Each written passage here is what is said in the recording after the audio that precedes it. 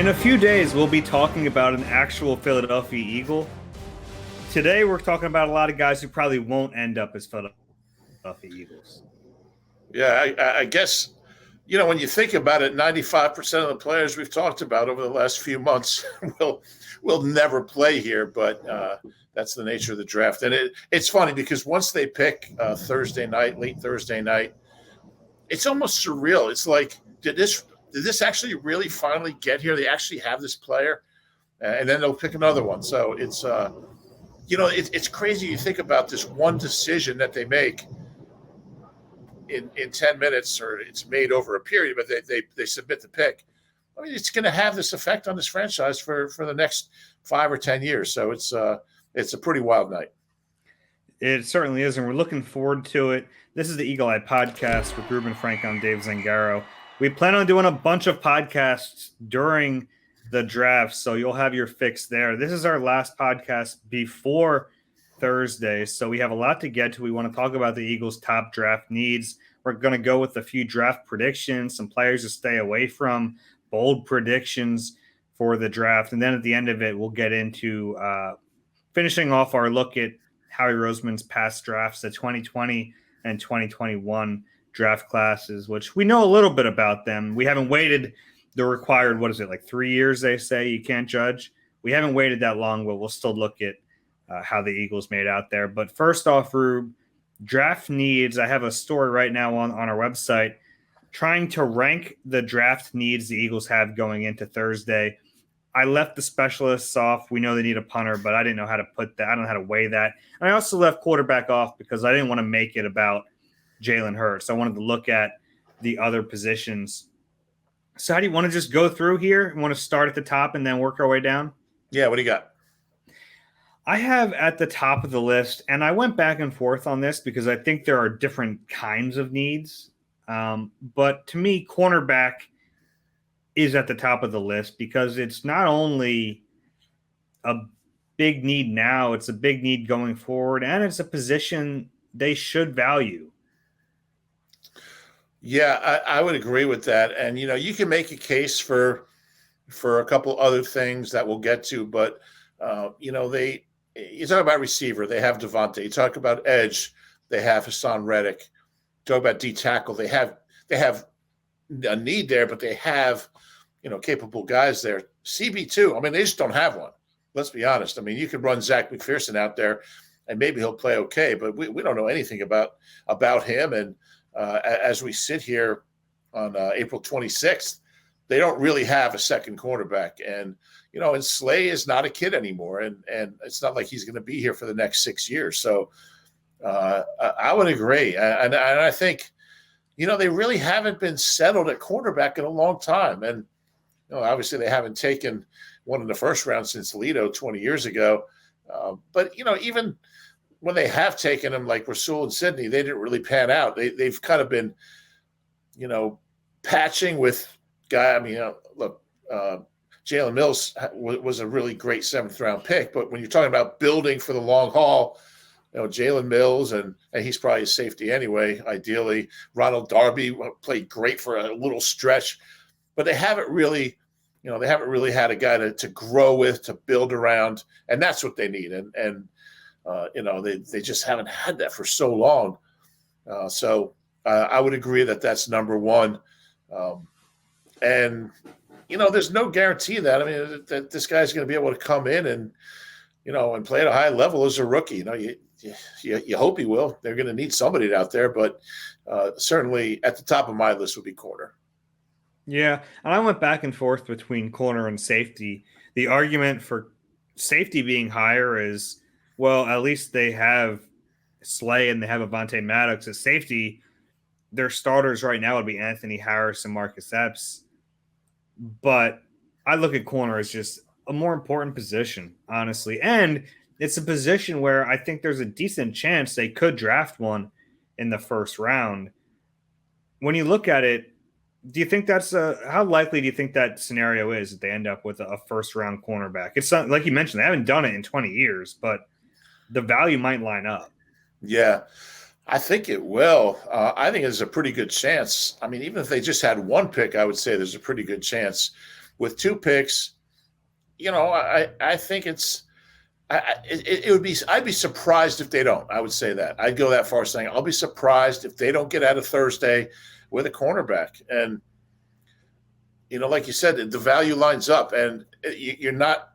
You don't want to go out there and draft for need, but when your biggest need lines up with an area that is strong in that spot, then why wouldn't you? So I think there's a very good chance of it. Some talented kids in there, and some guys I think have a chance to be high level starters, if not from the jump, then pretty soon after. I agree about safety. You can kind of fake your way through safety, and if they have to start Anthony Harrison and Marcus Epps, at least they both played in the league. They're professionals. I hate using that functional professional word, but Zach McPherson or whoever they end up, whoever they end up playing as CB2, if they don't draft one, that guy's never played. So, when you look at the league and you look at the way the Eagles defended last year, we made so much about that 80% in however many games it was. And up until about week 11, they had the highest completion percentage against them in NFL history. And it got better once they started playing some lousy quarterbacks, guys who are kind of coming off the street and practice squads and stuff. But, part of that's pass rush, but they just weren't covering people. And so that's it's certainly, to me, the biggest need.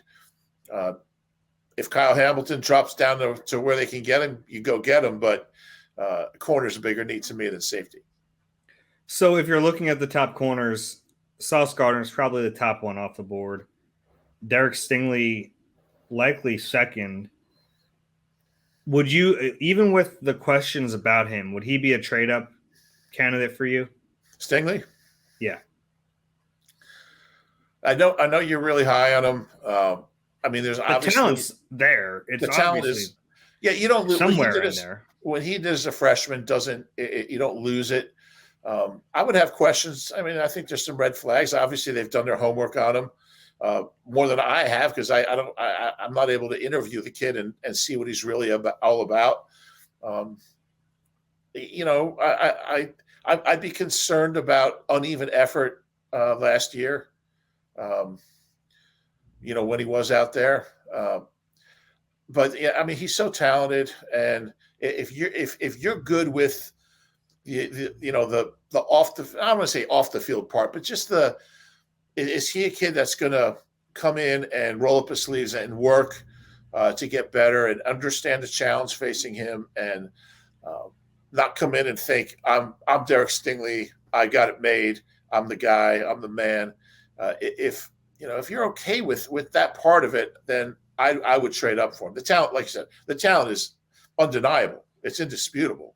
You worry about how much he's played, and it's a pretty big drop off from his freshman year to a couple seasons where the production wasn't there. There were injuries, so I think there is some risk factor. And how he talked last week about the psychological part of the evaluation and really getting to know a kid and what he's all about, what makes him tick, what kind of person are you getting, if they're okay with that. And I don't know that they wouldn't be, but I just think there's some things they need to look at. If they're good with him, then I'd be all for it.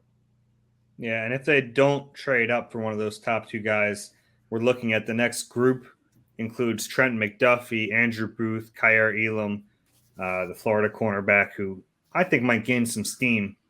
I look at those guys, and I know McDuffie is like the consensus third for a lot of people. I just like Andrew Booth more, and I know that there's a little bit of concern about the core muscle surgery, and I get that. He's not going to be back for a little while, but I think there's more upside with him.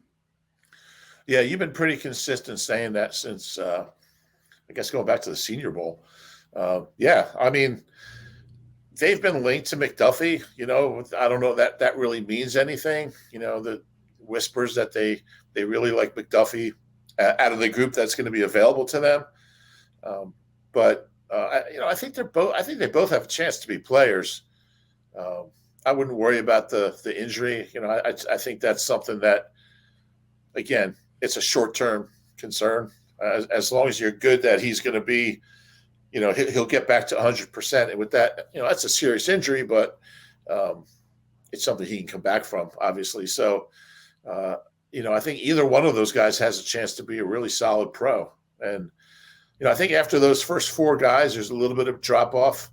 I don't know your feelings about Elam and where he fits in the whole mix and corner. I don't think he's significantly far behind. I don't I think he's a good enough prospect. He'll probably end up being.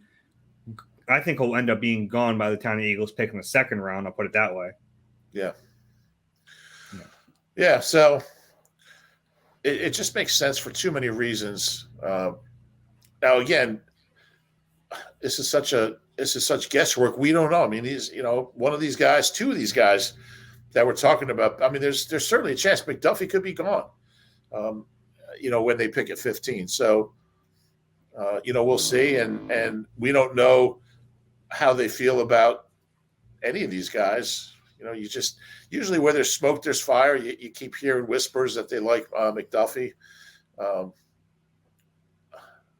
So, we'll see how it goes, but it's, certainly it'll be really interesting if a couple of them are on the board to see what direction they go, or, if they, I think it's gonna be tough to trade down or trade up. I'm sorry. But, certainly if you have a shot to move up and get Stingley, that would be a pretty gutsy move right there. Yeah. And then safety I have as my second need. Kyle Hamilton's going to be the top safety. Might just be out of their range depending on how high he goes. I mean, but he's been a really hard player to place in all the mock drafts. I mean, we've seen him go anywhere as high as 2, as late as into the teens. It's a tough position first to evaluate because I don't think the league-wide feeling on safety meshes. I think some teams value the position more than others, but if he's a special player, he's a special player, and he can change the way your entire defense plays. So I think he's a clear trade-up candidate if he's in their range. Yeah, there's any question. If they don't take him, I have a feeling they're going to regret it. If they have a shot at him, and the only reason you wouldn't is because the position he plays. But he does so many things. He's not a conventional safety. I mean, he can really cover. He can really come up, at the line of scrimmage. He's got great range and athleticism, sideline to sideline, makes plays all over the field. I would have a hard time. Like if you had your choice of Hamilton and then one of the second group of corners like McDuffie or Booth, I'd have a hard time bypassing Hamilton. Yeah, me too. And then if you're looking after Hamilton, I'm not exactly sure the value would line up with where they are at 15 and 18. I mean, Daxton Hill from Michigan, kind of a hybrid safety nickel, has a chance to be a first-round pick. I think Lewis Seen is going to end up being a first-round pick too. But they might take if the Eagles want to trade down from 18 and take one of those guys in the 20s, I think they could maximize their value that way. If not, there's going to be a group of safeties in the second round, whether it's Petrie or Brisker. There are going to be guys. Nick Cross could sneak into the second round that I think are intriguing. And to get one of them, you might have to trade up from 51, but they have the ammo to do that too. So I like the day 2 value at safety. Yeah, I keep reading up on Brisker, and I'm kind of intrigued by him. I think it has to do with Passover when I had brisket, and I couldn't stop thinking Jaquan Brisket. But I texted Dave from a Seder. I was like, Jaquan Brisket, man, I can't stop thinking about him. Yeah, and they've had success at safety in the second round, certainly from Wes Hopkins to Michael Lewis to Doc. Some pretty good safeties in the second round. So you can find them there. And I think when you look at the kind of traditional NFL model, corner in the first round, safety in the second round, it's kind of the way you would generally do it. Obviously, if you have a chance to get Hamilton in the first round, then you pivot and you start looking at second round corners. I'm not sure there's going to be a whole lot there when they pick at corner, but I think most likely corner first, safety second. Yeah, and they need the help in the secondary. My next position, number 3, I I mean, have big time. And we talked about this, but I mean, they haven't done anything in the secondary, and we're sitting here. I mean, they haven't. They brought Anthony Harris back, but they haven't made any additions. That's a concern. Yeah, they need to upgrade there, and they haven't done it yet. They've gotten worse. They lost Rodney and they lost Steven Nelson. So, yeah, they need something there. It doesn't mean you force it, but if the value lines up, they have to do something. My third position was edge rusher, and I know they added Hassan Reddick, but I'm looking at the defensive end spot, and it might not be a short-term need. Could they get by with what they have in 2022? Yeah, I guess. I mean, you have Brandon Graham, you have Josh Sweat, you have Derek Barnett, but that is a premier position in the league on this defense. And it's time. They need a big time player there, and they need to upgrade the position long term. So that's why it's on the list here. Yeah, I couldn't agree more. And as much as we all love Brandon Graham, who knows, coming off that injury at his age, who knows? Who knows what he's going to be able to bring this defense? And Barnett has a much cheaper contract, but he's still. What's he going to give you? Well, he's got 2 sacks last year, and Sweat had half a good season. So they had 29 sacks last year. I was looking at that. They had 29 sacks, but they had, I believe it's 10 games they had 6 against the Lions and 4 in the loss to Dallas. So they had 19 in their 15 other games. And they only had, I believe it's 10, they had 10 sacks at home. Isn't that weird? And 4 of them were in one game. So they had 1 or no sacks in all but one home game. I mean, so, you say 29 sacks. It's the fewest in franchise history since sacks became an official stat in 82.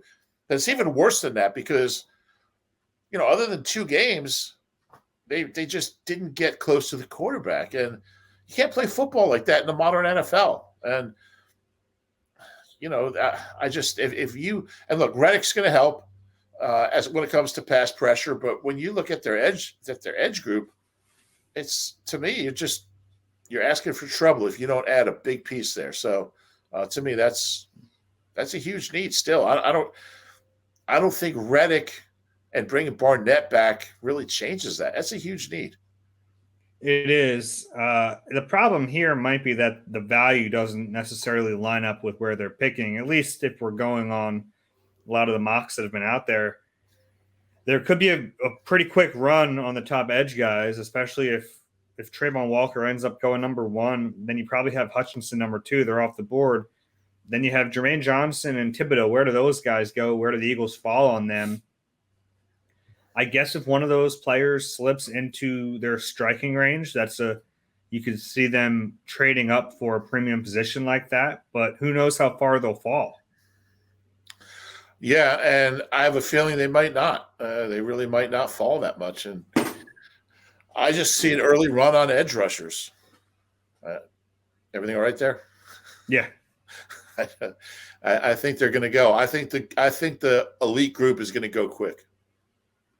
They probably will. And then you're looking at, with Ajabo presumably off the radar at 15 and 18, the next group up, you're getting into the Karlaftis territory. And I know that he's a really divisive player, certainly polarizing. And then second round, there are going to be options, but you might have to wait until the second round. Yeah, you can't have everything. And they have more needs than picks. So they're going to be able to address some of them. And all the picks that, that they make are not going to pan out. That's just the reality, most likely. So, yeah. If edge is your 4th option or, your 4th biggest need, it's a pretty big need. And, I think there will be, there's other ways to get players, and maybe they can trade for a guy or something. But I all I know is if they go into the season with BG, Sweat, and Barnett, I think it's a big mistake. Yeah. All right. Well, the next position. So we have 1 corner, 2 safety, 3 edge, 4 receiver. I could have put receiver higher. I still think they need more there, especially if we're going to see what Jalen Hurts really is this year. You can't go into a year with Devontae Smith, Quez Watkins, Zach Pascal, and Jalen Reagor, can you? No, you can't. I mean, yeah, again, you could make a case that's their number 1 need just because of what you said. How can you evaluate Jalen Hurts this year if he doesn't have anybody to throw to other than – and look, I like Quez for a 6th-round pick. He had a really nice season. I don't know how much they can rely on him beyond what he gave you last year. I think it would be a mistake for him to be WR2. I think he's a nice WR3 and Pascal 4 and Reagor like 11. But they need more. They need more there. I think they know that.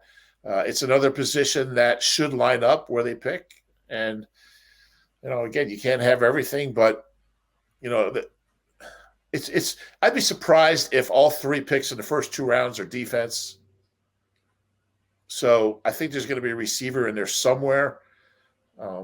I still think it's most likely one of the first round picks will be a receiver. But yeah, you can't have everything, and it's going to be interesting to see how they prioritize it all. Yeah, and there's talk of there being, up to 6 or 7 first-round receivers. So they're going to. That's when you talk about the value lining up. Even if a couple of them are off the board, it would say Garrett Wilson's gone, say Drake London's gone. Even if Jamison Williams is gone, that's fine. Then you still have Chris Olave, you have Treylon Burks. You have Jahan Dotson. There are going to be other players who are legitimate first rounders available to you. It's just whether or not they get fixated on one guy, would they be willing to move up to get him? The guy I keep coming back to is Jamison Williams. I think he would be worth a trade up. Now it's a risky trade up because the ACL and you're banking on him being healthy. How about you? Is there one? I know you've been an Olave fan for a while. You could probably get him by sitting at 15. How would you play it? Yeah, that's exactly what I'm thinking. If you have a chance to get up and get Jamison Williams, I would do that. I would prioritize that over Olave. I keep thinking that Dotson's going to be here. I feel like he's kind of an Eagles type player. I don't know why. Just kind of a hunch on that one. I could save that for bold predictions, but it's interesting with the receivers because you can't get a consensus about how these guys line up. I think I think more people probably would put Jamison Williams near the top. Drake London, some people love him. Another guy with an injury concern, I guess, although he seems like he's fine. A month ago, Garrett Wilson was kind of the hot name in this group. So it's going to come down to, these guys give you different things and they're different. They're different types of players. If they do take a receiver, and it would be 3 straight years in the first round, which has only happened once with the Lions, this city's going to be so terrified that, that Howie whiffed again. It's like, this team this franchise just had such bad luck with receivers in the first round. You don't think Devontae helps that fear dissipate a little bit? Maybe a little bit. Yeah, maybe a little bit. I think once you get into like that 15 to 20 range, people are going to have the same confidence as, top 10 pick. And with him, it was like pretty obvious he was the next receiver off the board because Waddle's gone, Chase is gone. It was Devontae last year, whereas this year they might have a choice. That's an interesting point. Yeah. The last time they had a choice, they chose wrong. Yeah, there was a real consensus last year, and we don't have that this year. So yeah, that does certainly make it more scarier. But I think there's some talented kids there. Um, yeah, it but yeah, this I mean, when you look at this, and I did my rank the bus piece a couple weeks ago or last week. I mean, when you look at, they've had more misses in the first round than hits over the years. I mean, it kind of depends how you classify Nelly, but really, in the big picture, he was a miss. I mean, he just did not pan out. He had an incredible Super Bowl, but when you look at his whole career, and you look at Freddie Mitchell, and you look at Kenny Jackson, and you look at Rager, um, and then who are the hits? I mean, it's Quick and Macklin and Devontae. So, I mean, go back to 1980. So 7 first-round receivers. Obviously, Nelly was Chip's pick. But, 3 of 7 guys they've hit on. Now, maybe that's the norm in the first round, but to have that kind of mixed success at that position is pretty spectacular. Yeah, and it's also a kind of a case study on how you view the draft and receivers, because on one hand, it's cost effective to draft one in the first round instead of paying a guy a bunch of money. On the other, there are going to be a ton of receivers to go in the second, third, fourth, fifth rounds, and chances are a few of them will be pretty good. If you study the hit rates, I mean, maybe the hit rate doesn't improve, but just the amount of receivers out there, you can scout them well, you can get a steal. Yeah, that's true. I mean, Deshaun was a second round pick, so back in 08. So yeah, you can. I mean, they found some good receivers in the second round. I thought. I mean, Jordan Matthews was a second round pick. I think it was a good pick. We talked about this last week. I mean, it was a good pick. His career kind of took a turn after 3 years. Same with Reggie Brown, who really produced his first few years as a second round pick. So there's something to be said for that. And I do think that there's this bunch of guys who are kind of equivalent, who somebody's going to get pushed down. There's going to be some good value in the second round at wide receiver, because I just think there's going to be a lot of non-skill guys go early, and they're going to push some guys down. All right, next on the list, defensive tackle at number 5. It's kind of like defensive end, where, yeah, they can get by with what they have this year, but long term, is it enough? They have Fletcher Cox entering his weird 1-year deal. They have Javon Hargrave entering the final year of his 3-year contract. And then they have Milton Williams, who showed some promise as a rookie, but I don't think they really know what he is yet. They could use a premier defensive tackle that can grow in this defense. Yeah, there's no question about it. And, we don't – I think they'll re-sign Hargrave. I would expect it, but we don't know that.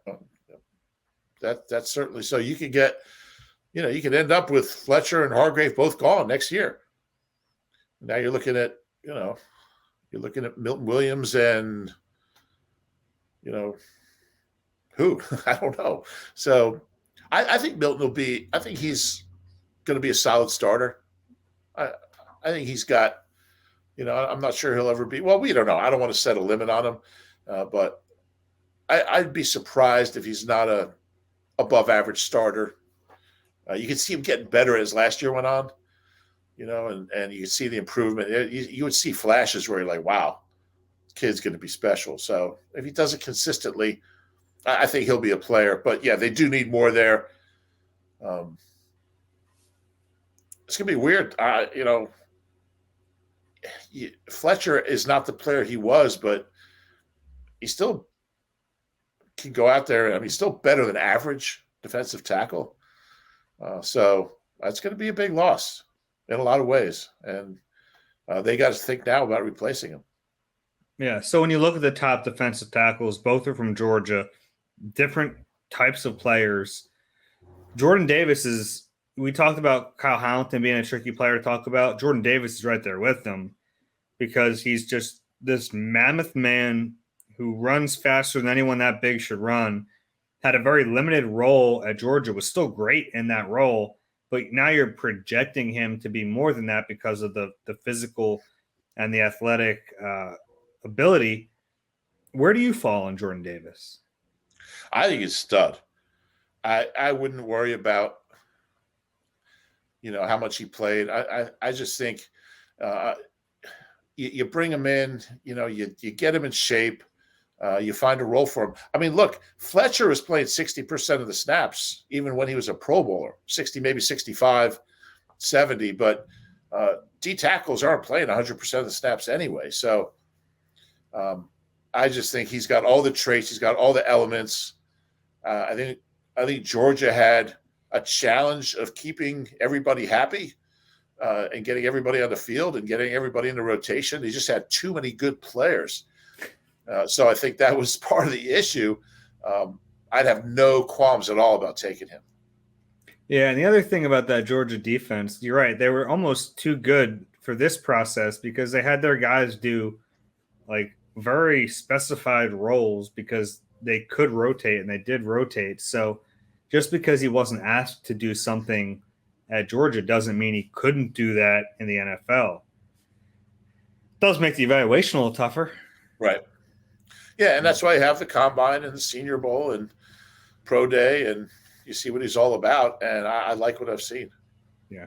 How do you feel about Devontae Wyatt, the other Georgia guy, who's more of a prototypical three technique, get up the field? I think it could even, in kind of the vein of Milton Williams, take some snaps outside too. Oh, yeah. I mean, he's got that versatility. He's explosive. He's more of a flashy player and kind of really fun to watch. Like you said, different kind of player, but I think they're both going to be – I think they both have a very good chance of being really good in the NFL. All right, let's move on from defensive tackle at the 6th spot. It's hard to believe it's 6 on this list. Linebacker. I did this list and I went, is linebacker really not in the top 5 needs? You could argue it's above defensive tackle, but and maybe like long term it is, but this year they're in a decent spot, I think, with TJ Edwards, Kaiser White, and Davion Taylor. And then you have, Hassan Reddick, who will be a starting linebacker, but he's really an edge guy. Yeah, and I mean, Kaiser White's a 1-year contract, so when you're looking at long-term needs, you just keep that in mind. When you're taking stock of the position. TJ Edwards played well last year, and I feel like he played too much at times, and there's a point of diminishing returns with a guy like that. But I'm fine rotating him in there, giving him 35 snaps a game. He can make a difference. I mean, he's really solid, and he got better. I mean, he was a lot better, than he was the previous year. So we don't know about Davion Taylor. Who knows what he is, how much he'll play, if he can stay healthy. I don't know. He's got some ability. He can certainly run, and he's active. When we've seen him play, he's very active. He runs around like a maniac and makes plays wherever he can. But yeah, I mean, for this year, they're okay. You can always get better, but at least they have some pieces that you can, feel pretty good about. Yeah, and I think they'll draft a linebacker at some point during this draft. I don't know if it's going to be the first round. I know people are waiting and hoping, and every year we do this. Like, is this going to be the year? I don't think so. I don't think so either. Yeah. Jerry Robinson lives to tell, and lives for another year. Yeah. All right. 7th, I have tight end, kind of a sneaky need. They have Dallas Goedert. They have Jack Stoll. They have JJ Arcega-Whiteside. Yeah, they don't have a lot. Richard Rodgers is always a phone call away. But he's on the roster, and Noah To-Go, our guy, tight end 1, is still on the roster too. Yeah, I do think, day 2, even 4th round, you add a tight end. Dulcich, the kid from UCLA, was the guy that I had on our draft special on the clock the other night. UCLA kid. Doesn't block a bit, but he's a very good receiver. if you take a tight end there, you're probably not going to get the whole package. A guy who can block and catch the ball because he wouldn't be there. There's a couple of first-round tight ends in next year's draft, potential first-round picks, but it is a need because you need a second guy. And, Tyree Jackson's a great story, and, everybody was rooting for him, but I don't know. I mean, who knows? He looked great before he got hurt in camp. Stoll is an exceptional blocker. I don't know how much of a factor he'll be in the passing game. But I think they need more than that. I think those guys, you want to carry one of them, and they're so different. You got to figure that out. But they need a second guy who can catch the ball, and I would think third or fourth round would make some sense. Yeah, Stoll spent half the year as their number 2 tight end, played a lot. He had 4 catches. And I know that the Eagles will tell you, well, we're not trying to get the ball to Jack Stoll, and I get that, but 4 catches, that was it. He spent half the year as the number 2. So he's on pace for 8.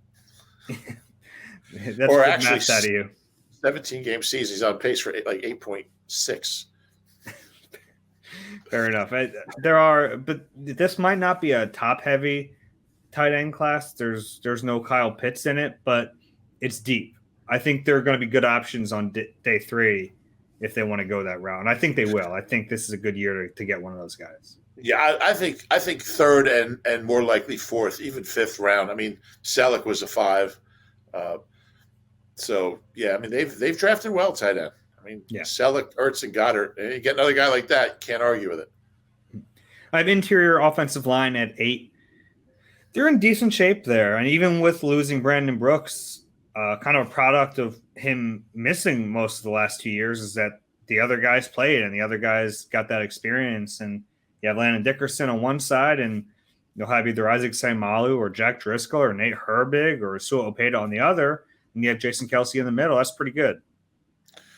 Yeah, and I'll tell you what, it speaks volumes for Stout that you can lose a 3-time Pro Bowl guard and still it's the 7th or 8th need. 8th need. So that tells you all about.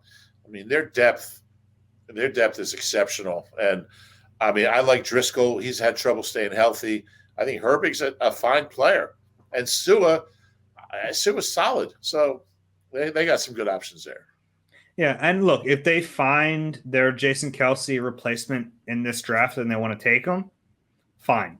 Like I won't hate on that at all, even if he waits the year. If they really think, all right, this player is the guy that's going to be the next Jason Kelsey, and you take him, by all means. But other than that, I can't imagine them using a high pick on one. There was a lot of, Kenyon Green was a popular name for them early in the mock draft cycle. It's hard to imagine that. He's the guy. All right. At the next one, 9th, I have running back. Another one where they're in good shape this year, but it wouldn't hurt to add a guy in mid-rounds because you have Miles Sanders on the last year of his deal, Boston Scott on a 1-year deal as a restricted free agent, and then you have Kenny Gainwell, who I think they like, but is never going to be that bell cow type of back. I never heard that word bell cow until Jim Johnson used to use it. He was the first guy I ever heard say bell cow, talk about bell cow back. I just thought I'd throw that in there. But yeah,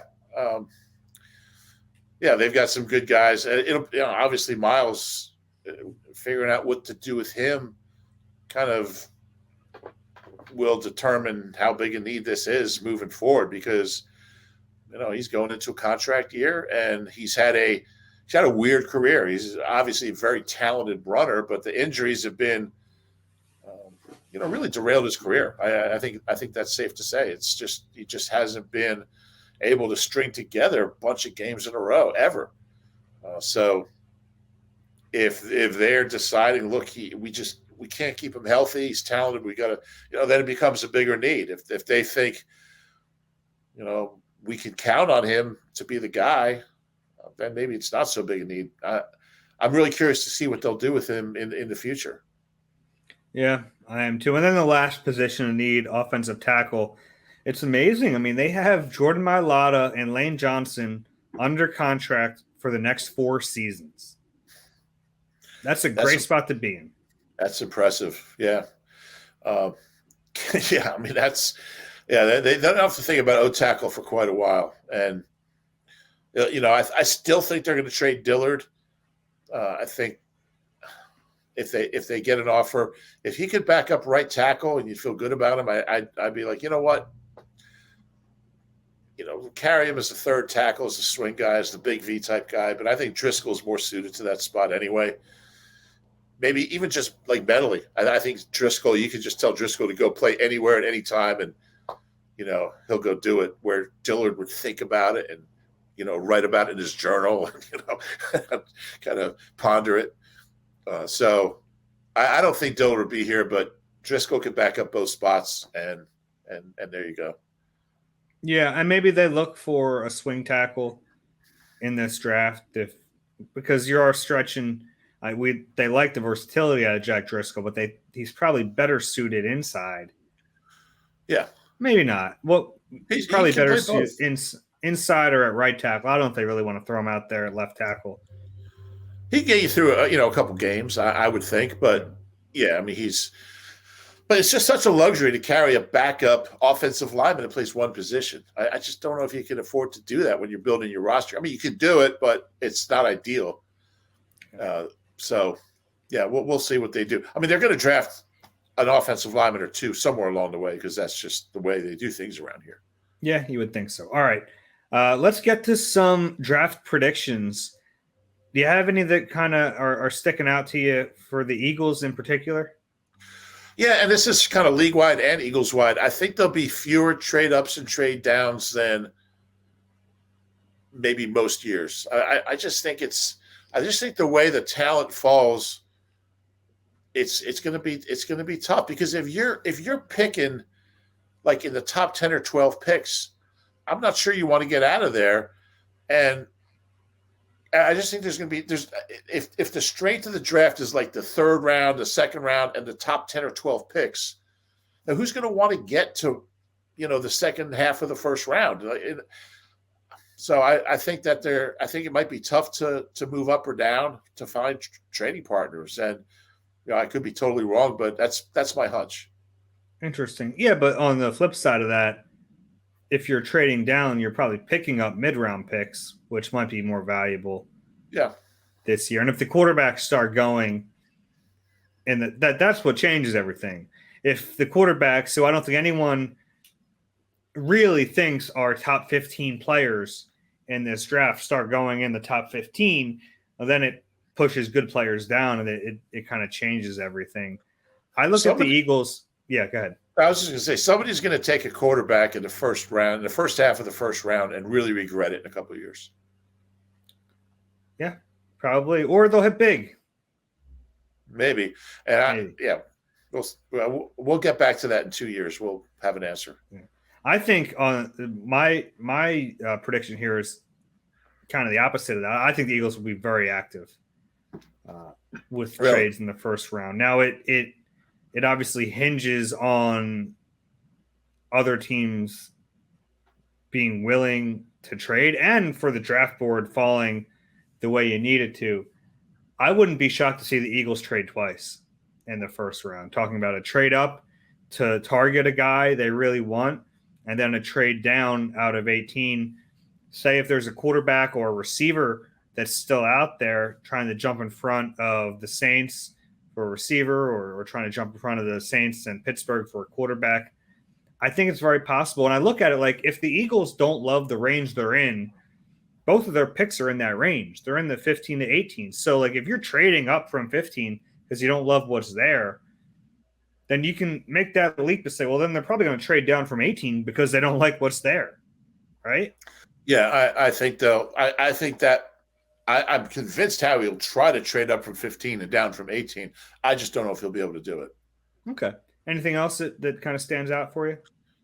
No, just that a couple quarterbacks are going to be overdrafted because it happens every year. And teams talk about drafting the best player available, and then they reach for a quarterback because they desperately need one.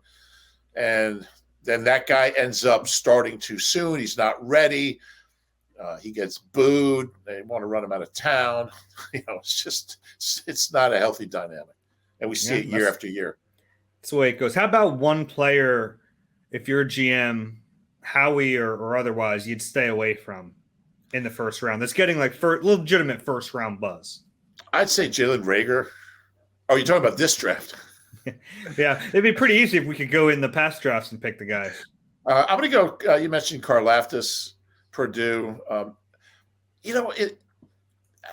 was trying to figure out why I don't like him. I think part of it is like the prototypical edge these days is like the 6'4", 245, 250 guy. He's like, what is he, 6'5", 275? That's like, I just don't know. First of all, he didn't have a ton of production, so you start there. He's an incredible athlete. He tests well. He looks like an all-pro. But the production wasn't there, and I just think the modern NFL, like if you're at 275, you're not really an edge rusher. You're not a speed rusher. You're trying to you got to overpower offensive tackles, and I just don't know if he's going to be able to do that. If he's going to be able to, I'd much rather have a speed guy who can get around the edge and have a variety of moves and get to the quarterback then. Like he's kind of like anachronistic with his size at that position. You don't see a lot of guys like that, these days. So I just have some questions about him that way. Yeah. In fairness, one of those guys is probably going to go first overall. A different type of athlete, obviously, Trayvon Walker to Karlaftis. We'll see about that. I'm still higher on Karlaftis than a lot of people. He's really fallen off. I mean, there was a while not that long ago, people were talking about him as a top 10 pick. Yeah. And now some people don't even have him in the first round. He's been very polarizing during. And maybe the Ryan Kerrigan thing has something to do with it too. So I don't know. The Purdue connection. If they get Ryan Kerrigan, they'd be thrilled. Not the version they had of him last year, but I mean, people are comparing him to Ryan Kerrigan. People in this city think it's a bad thing. Ryan Kerrigan had 100 sacks almost in his career. Almost 98 and a half. Yeah. That's going to drive you crazy to retire one sack short of 100. Yeah, that would stink. Like, didn't Dale Murphy had like 399 homers in his career? Is that right? I think so, yeah. I think Al Kaline hit like 299. I know it used to drive Randall crazy. He finished like with 29,985 yards passing in his career. And he used to be like, after he retired and he was working in Vegas at that marble and granite, he had his marble and granite business. He would call me and be like, Rube, do you think some team will sign me so I can throw a 15-yard pass? And I said, Randall, just think of it this way, including the postseason, you had 30,000. So, okay, that makes sense. I like that. Yeah, you got to go with that. All right, so one player I stay away from, Treylon Burks from Arkansas. And I know some people love him. He's kind of polarizing too. He scares me because he has his body type and his play style don't match up. And I know everyone's in love with the idea that he's going to turn into Deebo Samuel. Deebo's a special player. It's such a hard comp because there's like one guy in the league that plays this way. And that's it. He has AJ Brown body, but he does Deebo Samuel things. You have to have an offensive coordinator that really has an idea of exactly how to use him. As a pure receiver, he has a lot of growth. Like he's not that polished as a route runner. So you're really banking on all this other stuff he does. That scares me a little bit in the first round. And I know some Eagles fans will be mad at me for saying it because some of them really want Treylon Burks in the first round. And maybe he comes here and he's great and he gets all the Jalen Reagor plays and he turns them from losses into big gainers. But I think there's too much unpredictability with him. That makes sense. Yeah. All right. How about one bold prediction for me for this draft? Yeah, and here's what I'm gonna go with, and we won't know if I'm right for maybe 10 years. But this is you found a loophole here. I am. I'm covering my butt here, but because my bold prediction, you can call me out on Friday for. I'm going to predict that the Eagles draft a receiver in the first round. They haven't drafted a Pro Bowl receiver in the first round since Quick in '82. That's crazy. So I'm going to say that they're going to draft a Pro Bowl receiver. Now, Devontae could become that. I mean, obviously, it's a very competitive position in the NFC. Maybe a bunch of guys get hurt. He makes his alternate. I think he can grow into that kind of player, though. But I think they're gonna nail this pick. I think they're gonna get the right receiver in the first round by hook or by crook, and that guy's gonna become a Pro Bowl. Give us a name, you coward. Give us a name. Jameson Williams. They'll find a way. Howie will find a way to get him. And I know I just said they're not going to trade up, or it's going to be hard to trade up. I'm just going to predict that Jameson Williams is an Eagle by the end of Thursday night. I like that. And now I have something I can come back on you for, because my bold prediction is Devin Lloyd, Nakobe Dean. Neither of them will be the top linebacker selected. I think Quay Walker is going to be the top linebacker selected because he kind of gives you best of both worlds. He's been super productive, played in a great defense, but he also has the size, the athleticism. Some GM is going to talk themselves into Quay Walker, and they're going to take him in the first round ahead of those two guys. Interesting. That's a good prediction. Best of both worlds. Great Miley Cyrus Hannah Montana song, by the way. I'm glad you're quoting Hannah Montana. Appreciate that. I'm glad we need more Hannah Montana. Apparently knew that. We need more Hannah Montana on the podcast. I've always said that.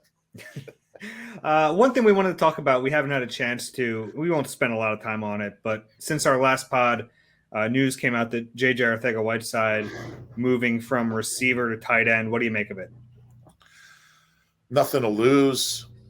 Try to jumpstart his career. He kind of was almost like a tight end last year because he just blocked. He'll just be blocking in a different part of the field for the most part. I think it's a long shot. I think the kid works hard. I think the kid will do the best he can. He's going to have to put on some weight. It's a long shot. Look, you got nothing to lose. He's on your roster. He'll be in camp. They have a need there. Maybe he'll reinvent himself, but these things rarely work. So wish him well. There's nothing to lose. It can't hurt to try something. Kind of it's an admission that, he was a second-round pick, Dave, just 3 years ago. They're giving up on him. So we'll see what happens, but long shot. Yeah, I'm kind of with you. And he's only 6'2", so even if he fills out more, he's never going to have that prototypical tight end size. They see him as kind of like they call it like the F position, where they'll move him around the field. He's not going to be in line and blocking at the line of scrimmage. They're going to hope to try to get some matchups. And look, it can't hurt, like you said, but I still don't think he's going to be on this roster. I would agree. All right, let's go. We don't have to go too far back in the time machine here. 2020, Eagles have the 21st overall pick, and they have the player everyone wants them to take. He's on the board, and they don't take him. They take Jalen Reagor, who we talk about a lot, so I don't want to spend too much time on it, but it's not looking good, Rube. No, I think he's about a year away from converting to tight end at this rate.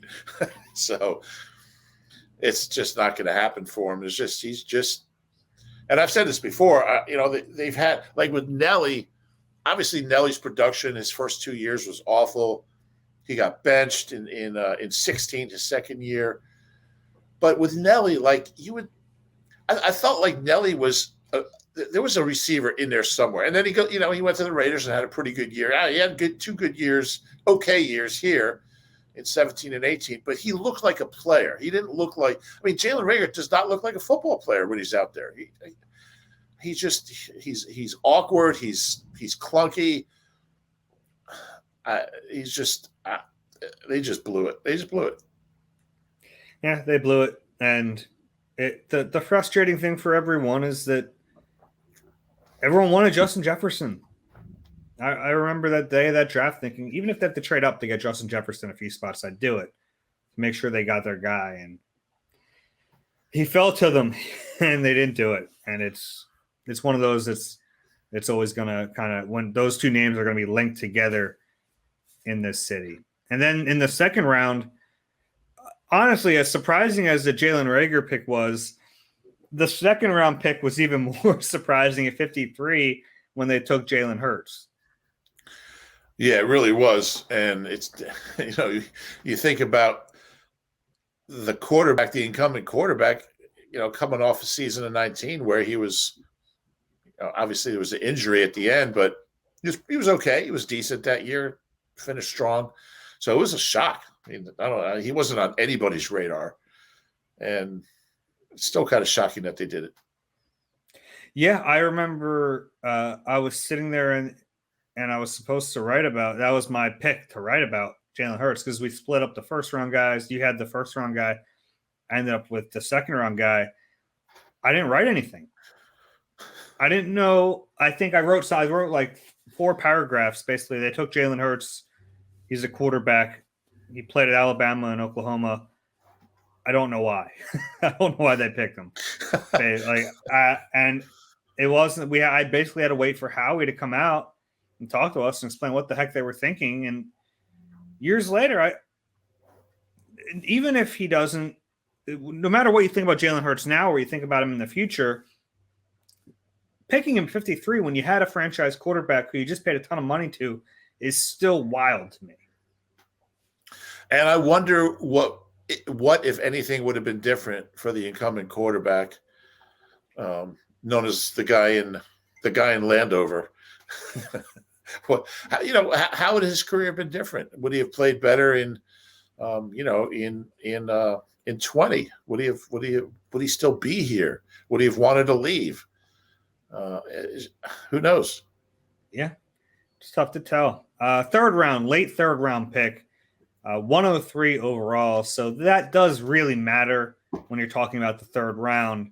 But Davion Taylor from Colorado, really, really, really raw linebacker with a ton of athleticism. Yeah, and we just haven't seen enough of him. Little flash here and there, but third round pick, you would have hoped he would have shown a little more by now. I think it's fair to say. Yeah, it was a real shame he got hurt last year because the way it was going, it was basically like, all right, he's a starter for the rest of the year. Let's see what you have in him. And then he gets hurt.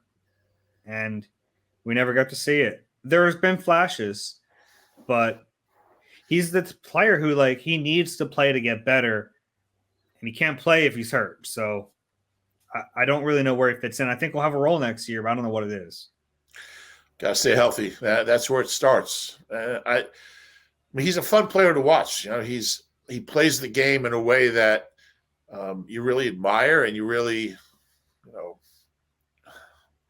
he's a fun player because he's all over the place. But if he's on IR, none of it matters. Yep. Fourth round pick, Kayvon Wallace, 127 overall. I thought he was the steal of this draft for them, and it hasn't really worked out that way. Yeah, I kind of look at, Davion Taylor and Kayvon Wallace, it's the same. I mean, they were the same year, back-to-back picks. They both got opportunities early to play. They both had injuries. They both just kind of been disappointing. And we just haven't seen much from either one of them. So they'll both be in camp this summer, and we'll see. But, there's a certain point with these guys where teams have to move on and get somebody in there, and, we'll see where they fit in. But I remember you loved Kayvon Wallace when they made that pick. So we haven't seen it from him. Yeah. Fourth round, Jack Driscoll, 145 overall. So they had 2 fourth round picks that year. He's been a good functional player, but we're talking about injuries again. He's been hurt quite a bit. Yeah, I think he's had 3 stints on IR in 2 years. So he's got to figure that out because they're relying on him. I mean, he's a top backup. Well, we'll see how it all shakes out, but potentially a top backup at a couple spots. So the last 2 years he's ended up hurt. Got to figure that out. He could just be one of those guys who gets hurt all the time. Yeah, that would be a shame because he is a really valuable piece if he's healthy. It's amazing. Davion Taylor and Kayvon Wallace have both played in more games than Jack Driscoll. That's interesting. I think Driscoll's pretty good. I think when he's healthy, I like the way he plays. He's got an edge to him. He's very tough, very physical. Maybe that's you play that way. Sometimes it's not always easy to stay healthy, but I like the way he plays. All right, fifth round, 168 overall from Boise State, John Hightower. It was a really weird rookie season for him. They threw him out there. He was playing a ton. He hasn't played since. Yeah, and he had big catches, a couple of 50-yard catches, back-to-back games. He was like the first Eagles rookie since 1934 with a 50-yard catch in back-to-back games, something like that. I'm sure I wrote 20 stories about it. But he was playing like 50, 60 snaps. But he's got world-class speed.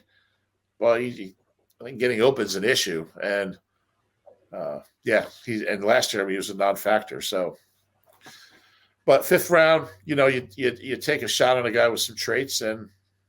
But the weird thing is that there was a little bit of production there early, and we just haven't seen it since. Usually, and Rager's the same way. I mean, the longest catch of his career was the first ball ever thrown to him. He had like a 54-yarder in his first game. I don't think he has 54 total yards since then. So it's a weird deal. Guys going backwards. Yeah. Next round, they had 3 6th-round picks: Sean Bradley, Quez Watkins, Prince Tega-Wanogo. First two have worked out pretty well. Sean Bradley, very good special teamer. Maybe their best special teamer last year. All things considered, he's up there. Quez, to get that kind of production out of Quez, 6th-round picks don't do what he did. So that was even if he never gets better, that was a terrific pick. He's going to be on the team. He's going to be a contributor. He's come a long way. I mean, he's still raw. I think we saw that last year. He's still got but you got a guy in the 6th round from Southern Mississippi. That's what you're going to get. You're going to get a raw project with traits, and he made the most of his opportunities. I think he has a chance to be even better. I hope they don't expect too much from him. I still don't think he's a WR2, but I like him in the mix, certainly. Yeah, and I give him a ton of credit. He really worked hard in that offseason between his rookie year and his second year. He got a lot better. He really did. And if he can continue to do that, maybe they're right about it. Maybe he will be a legitimate number 2 option. I think it's tough to bank on that, but certainly a really good 6th-round pick.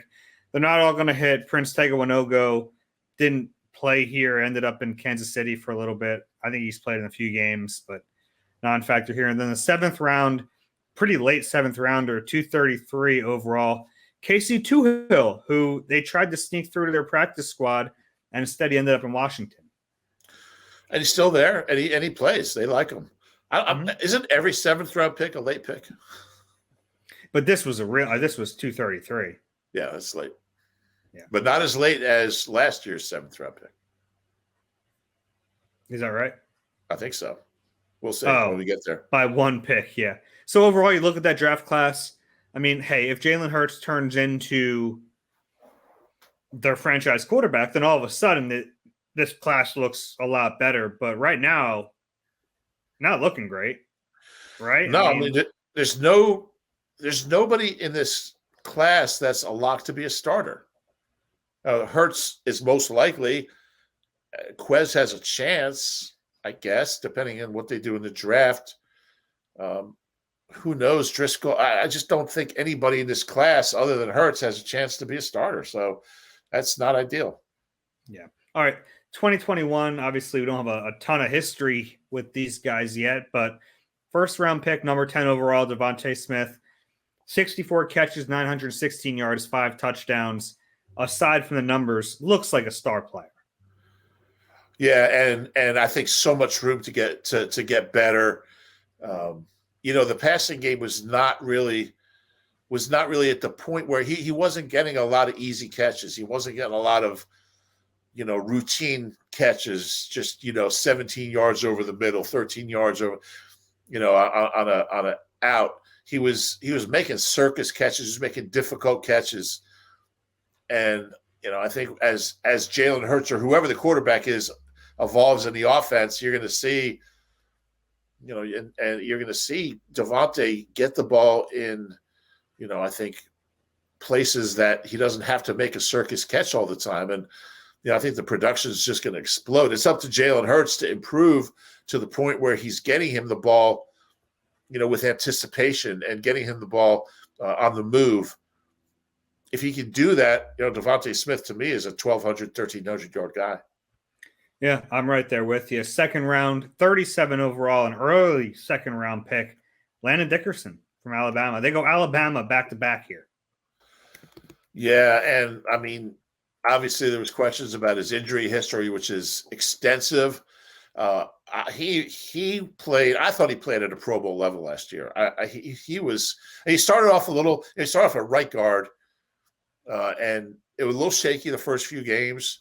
But man, by the middle of the season, I think Sayamalo got hurt. What was it, week 3? Pretty early, yeah. Yeah, so he was back at left guard, or he was at left guard. I thought once he settled in at left guard, maybe by like week 6, he was playing, exceptional football. And he's an interesting kid. He's really hard on himself. Alabama guys they're all like, you can tell they're trained, to carry football robots. Yeah, they really are. They carry themselves a certain way. They speak a certain way, and there's not a lot of exceptions. But I was so impressed with the way he played the second half of the season, and he'll go to a Pro Bowl sooner than later. Yeah, and I'll be honest, it's a pick I didn't like at the time, and it wasn't that I didn't like the player. I thought there was too much risk. When you've had a player with that extensive of an injury history, that worried the heck out of me. Now, it's still really early in his career. I'll knock on wood for him here, but he got through the first year relatively healthy, had some bumps and bruises along the way, but he was out there playing at a high level. If he can do that for his whole career, I agree with you. I think he has Pro Bowl potential for sure. Third round pick, we have Tom Donahoe's favorite draft choice at number 73 overall. The Eagles had number 70. They slid down a few spots, and they draft Milton Williams. I like Milton Williams. I think they might have something with this kid. Yeah, like we were just saying. I mean, you can see the growth during the season, which it's just what you want to see from a rookie. Just he's a hard worker. He's a good kid. He's a solid guy, and just got better and better. And being around guys like Hargrave and Fletcher, he's learning. I mean, these guys share everything, all their knowledge with him. You got 2 really, really solid Pro Bowl veterans in the room with you. That's just a terrific opportunity. So I'm curious to see where he takes his game in year 2. And, he's really solid 3rd-round pick. Yeah, Milton to me is, when we talk about what kind of players Nick Sirianni wants, Milton Williams is a good example of that. He has dog mentality. Some dog mentality, but the motor on him is fun, and he does not give up on any plays. He plays to the whistle. He'll do the dirty work, and that's why you could see his teammates really liked him last year because of all that. So that was the first, seeing these guys that they drafted last year kind of gives you some hints about the types of people and not just the physical traits, but the types of people they want in the locker room. 4th round pick, 123 overall from Texas Tech, Zach McPherson.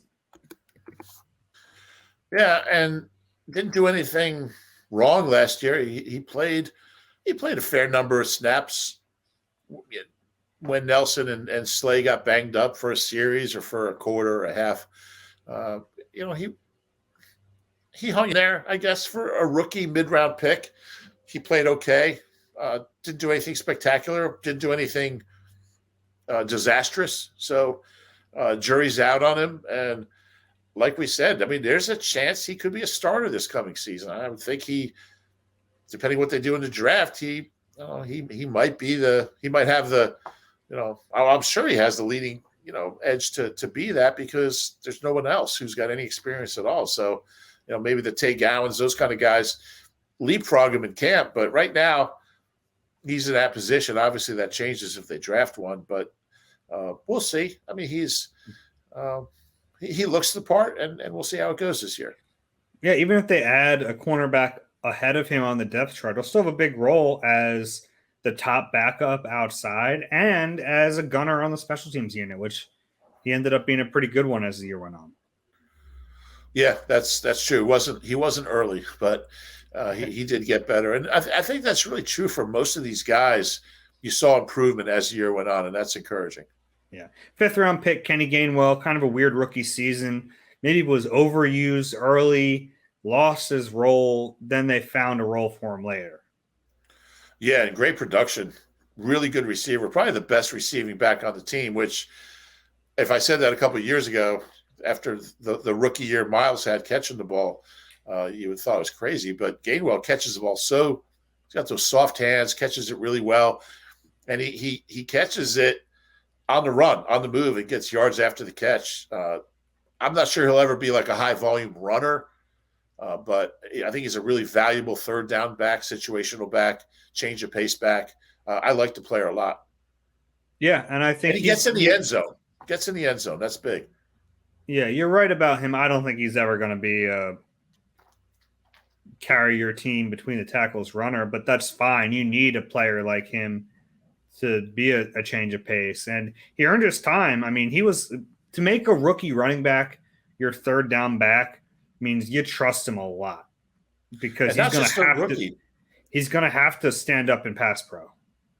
And that's just a rookie, but a rookie 5th-round pick.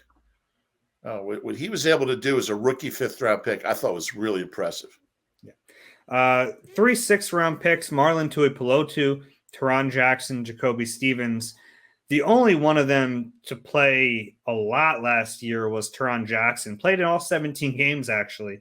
One of the few players who did that last year. I don't know what they have. Tuipulotu was a little disappointing. I know he was a 6th-round pick, but I thought we'd be able to get on the field, and he didn't do that. And then Jacoby Stevens spent most of the year on the practice squad. Yeah, Teron Jackson played a lot. We didn't see a whole lot from him. So, again, 6th-round pick, just getting on the field's a triumph. Jacoby Stevens, I was high on him in camp. Versatile kid, but obviously he got hurt in training camp. I think it really set him back. It was a blow. Yeah. But yeah, we'll see, and we'll see how many of these guys are even on the team next year. Yeah, and the last one, Patrick Johnson, is in that category too, the 7th-round pick, 234 overall. So he was a slightly later pick than 233. I was right. You were right. I'll give you that. I don't know what he is. They like him, but didn't really have a role. Early in the season, he did have a role. He was kind of splitting time at the Sam position with Jannard Avery. And then after a few weeks, they just gave all those snaps to Jannard Avery and put Johnson on the bench. And you would think if they thought Johnson was at least equal, he would get those snaps over Jannard Avery. I thought he struggled. Yeah, that's a lot to ask. A young 7th-round rookie to go out there and play Sam. I thought he struggled when he got the opportunity, and we'll see where it goes from here. All right, that's the draft class. We won't go too far in saying what we think of the class overall because it's only been 1 year, but early returns look all right. Yeah, I mean, I think it's safe to say if you can get Devontae, Dickerson, Milton Williams, and Gainwell out of a draft, I think that's 4 players that fit into your future. And it's only a year, and things can change, but I think so far pretty encouraging. Fair enough. Got anything else before we wrap this up? I got one question for you. Okay. Are the Sixers going to blow this series? What's your gut feeling? My gut feeling is they're able to sneak a game out and win it. Up there? I don't know if they'll be up there or back here, but I think they're a better team slightly. I think they'll win, but it's been rough to watch. I think they lose the next 2. Wouldn't shock me. I think they lose the next 2.